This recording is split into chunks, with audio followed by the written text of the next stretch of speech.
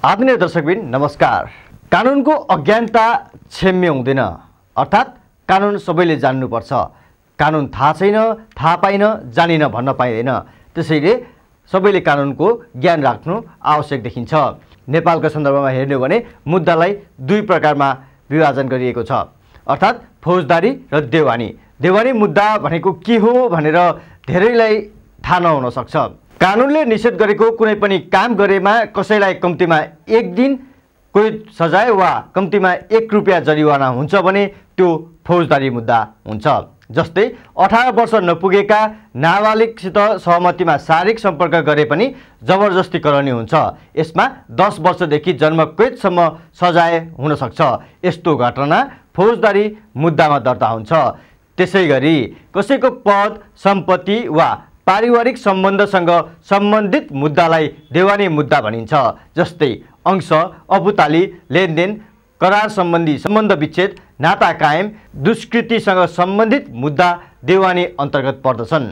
हामीले देवानी मुद्दा गर्न के गर्नुपर्छ, निवेदकको भूमिका कहाँ कति बेला हुन्छ, वकिलको आवश्यकता कुन बेला हुन्छ, पुनरावेदन कहाँ दिन मिल्छ जस्ता कुराको जानकारी आजको यो कार्यक्रममा उल्लेख गर्न गइरहेका छौँ। देवानी मुद्दा दर्ता गर्न कहाँ जानुपर्छ, के कागज चाहिन्छ भन्ने कुरा धेरैलाई थाहा नहुन सक्छ, तर यो जानकारी लिनु आवश्यक छ। देवानी मुद्दा दर्ता गर्दा फिर्याद पत्र लिएर जिल्ला अदालत जानुपर्छ। आफ्नो जिल्ला अदालतमा गएर आफ्नो मागदाबी, वादी प्रतिवादीको परिचय, मुद्दाको प्रकार, घटनाको जानकारी विस्तृतमा लेखेर फिर्याद पत्र बुझाउनु पर्दछ। देवानी मुद्दा दर्ता गर्दा फिर्याद पत्रसँग नागरिकता, मुद्दासँग सम्बन्धित कागजात र प्रमाण जुटाएर अदालतमा पेश गर्नुपर्छ। साथै साक्षीहरूको बयानको लिखित प्रमाण र सबै कागजातहरूको प्रतिलिपिसहित अदालतमा पेश गर्नुपर्छ। मुद्दाको बीचमा नयाँ प्रमाण भेटिए वा प्रमाण अरूसित रहे नयाँ निवेदन लेखी थप प्रमाण भेटिएको वा सम्बन्धित ठाउँ व्यक्तिसित भएको कुराको जानकारी अदालतलाई दिनुपर्छ। अदालतले प्रमाणको प्रकार बुझेर उपयुक्त आदेश जारी गर्न मिल्छ। मुद्दा दर्ता गर्दा निवेदक आफैले लेख्न पाइन्छ कि पाइँदैन, यो सबैले सोचनीय विषय हो।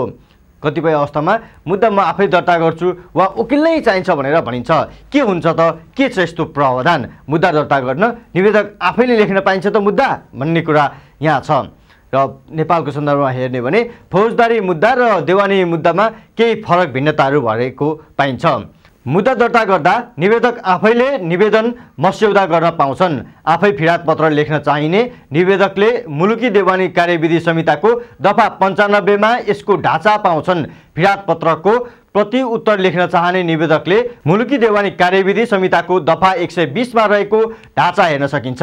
ढाँचामा निवेदकले फिर्याद पत्रमा के कस्ता कुराहरू खुलाउनु पर्छ भनेर स्पष्ट रूपमा उल्लेख गरेको हुन्छ। आफै निवेदन लेख्न नसक्ने व्यक्तिले वकिल वा जानकारी भएको व्यक्तिसँग सहयोग लिन सक्छन्। यसर्थ के बुझ्न सकिन्छ भने देवानी मुद्दामा आफै फिर्याद पत्र वा निवेदन लेख्न सकिन्छ र मुद्दा दायर गर्न सकिन्छ भन्ने कुरा बुझ्नुपर्ने हुन्छ। देवानी मुद्दाको दस्तुर कति लाग्छ भन्ने धेरैलाई लाग्न सक्छ। देवानी मुद्दा दर्ता गर्दा धेरै पैसा खर्च हुन्छ भनेर मानिसहरू डराउने पनि गरेका छन्। के छ त यसको वास्तविकता? के धेरै पैसा लाग्छ त वा कति पैसा लाग्छ त देवानी मुद्दाको दस्तुर? देवानी मुद्दा दर्ता गर्दा फिर्याद पत्र र प्रतिउत्तर पत्रको दस्तुर 200 रुपियाँ प्रति पत्र तोकिएको छ। दस्तुरको रसिद जिल्ला अदालतमा पाइन्छ, जुन मुद्दा दर्ता गर्दासँगै पेश गर्नुपर्छ। पुनरावेदन पत्रको दस्तुर 300 रुपियाँ छ। मुद्दाको बिगो अर्थात् लेनदेनको रकम अनुसार अदालतले शुल्क तोकिदिएको हुन्छ। मुद्दा पछि बिगो फरक हुने हुँदा अदालती शुल्क पनि फरक हुन जान्छ। यो देवानी मुद्दामा वकिल नै चाहिँदैन भन्ने हुन्छ कि वकिल राख्नुपर्छ भन्ने पनि धेरैलाई लाग्छ। वकिल कतिखेर राख्नुपर्छ त? देवानी मुद्दा लड्न वकिललाई कति पैसा तिर्नु पर्दछ? मुद्दा दर्ता भएर पेशी चढेपछि बहसका लागि अदालत जानुपर्ने हुन्छ। यस बखत वकिलको आवश्यकता पर्छ। फिर्याद बाहेक अन्य निवेदन नभएको खण्डमा वा अन्तर्कालीन आदेशको निवेदन दर्ता गर्न वकिलको आवश्यकता पर्दैन। अन्तर्कालीन आदेशको सुनवाईका बेला भने कानुन व्यवसायी राख्नु पर्दछ। कानुनी व्यवसायीलाई दिनुपर्ने शुल्कबारे कतै तोकिएको छैन। यद्यपि मुद्दाको प्रकृति, अवधि र वकिलको अनुभव र सिपका आधारमा मुद्दाको शुल्क फरक हुन सक्छ। देवानी मुद्दा दर्ता भइसकेपछि के प्रक्रिया हुन्छ? देवानी मुद्दा दर्ता भइसकेपछि प्रतिपक्षलाई जानकारी गराइन्छ। 21 दिनभित्र अर्को पक्षबाट प्रतिउत्तर नआएमा वा आएन भने थप 15 दिनको म्याद थप हुन मिल्छ। प्रतिपक्षबाट प्रतिउत्तर आएपछि पेशीका लागि तारिक तोकिन्छ।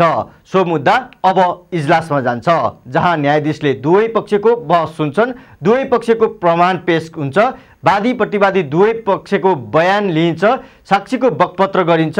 सबै प्रमाण बुझ्ने प्रक्रिया सकेपछि फैसलाको कार्य अगाडि बढ्छ। फैसला कति समयमा हुन्छ, कहिले र कहाँसम्म गर्न पाइन्छ? प्रमाण लिने कार्य र बहस सकेपछि सुनवाईको 1 महिनाभित्र फैसला आउँछ। जिल्ला अदालतबाट आएको फैसलामा वादी प्रतिवादीलाई चित्त नबुझे पुनरावेदन गर्न मिल्छ। फैसला आएको थाहा पाएको 30 दिनभित्र उच्च अदालतमा पुनरावेदन हाल्न मिल्छ। पुनरावेदन हालेपछि सोही प्रक्रियाले मुद्दा अगाडि बढ्छ।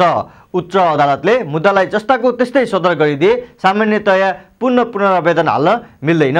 त्यस्तो अवस्थामा 45 दिनभित्र मुद्दा दोहोर्याइ पाऊँ भनेर सर्वोच्च अदालत जान मिल्छ। मुद्दा दोहोर्याइ पाऊँ भनेर हालेको मुद्दाको फैसलामा केही फरक फैसला भएको र कानुनी त्रुटि फेला परेमा वा तथ्यगत त्रुटि भएको देखिए सर्वोच्चमा पुनरावलोकनका लागि जान सकिन्छ। देवानी मुद्दा हाल्दा याद राख्नुपर्ने कुराहरू के छन् त? अंश सम्बन्ध विच्छेद, नाता प्रमाण, लेनदेन आदि जस्ता देवानी मुद्दाको समस्या आएमा सबैभन्दा पहिले जिल्ला अदालत गएर फिर्याद दर्ता गर्न सकिन्छ। अथवा तपाईँ विरुद्ध फिर्यादको म्याद आएमा तपाईँले तोकिएको समयभित्र प्रतिउत्तर पत्र हाल्नुपर्ने हुन्छ। निवेदन हाल्दासम्मको कार्य तपाईँ आफैले गर्न सके पनि कानुनी सरसल्लाहका लागि वकिलको परामर्श लिए राम्रो हुन्छ। प्रक्रियागत रूपमा मुद्दा दर्ता भइसकेपछि कार्यविधि वा मागमा त्रुटि भए फैसला आउन्जेलसम्म असर पर्ने हुँदा सुरुमै यसबारे सम्पूर्ण जानकारी लिएर मात्र अगाडि बढ्न आवश्यक छ। हस्त दर्शकबिन, हामी फेरि पनि कानुनका विषय जुन तपाईँको जिन्दगीमा अत्यावश्यक रहेका हुन्छन्, तपाईँले बुझ्नै पर्ने हुन्छ, त्यस्ता विषयहरू लिएर उपस्थित हुनेछौँ। हेर्दै गर्नुहोला सप्तकोशी टेलिभिजन र लाइक